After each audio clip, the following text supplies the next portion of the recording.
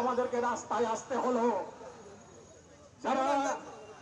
আমরা যারা বৌদ্ধরা আছি, হয়তো বারবার করে বলা হচ্ছে সংখ্যালঘু নামে কোনো শব্দ নাই, সংখ্যালঘু নয়। আমরা বলবো সংখ্যালঘু আমরা নয়, আমরা বাংলাদেশের জন্ম নিয়েছি।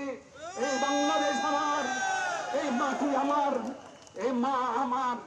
আমরা এই মাটিতে জন্মগ্রহণ করে আজকে বাংলাদেশ স্বাধীনতা থেকে শুরু করে ব্রিটিশ বিরোধী আন্দোলন থেকে শুরু করে অদ্যাবধি পর্যন্ত আমরা আছি। মসদিয়া গ্রামের মধ্যে ১৭,০০০ বৎসরের সেই বৌদ্ধ শ্মশান, সেই শ্মশানকে সুযোগ সন্ধানীরা আজকে যখন সরকারের পতন হলো, সরকার যখন চলে গেল, আইন শৃঙ্খলা যখন ভেঙে পড়লো, তখন সেই সুযোগ সন্ধানীরা এসে সেইখানে প্রাচীর তুলে পান্ডারি ওয়াল দিয়ে দিয়েছে বিশাল এক জায়গায় বৌদ্ধ পল্লীতে।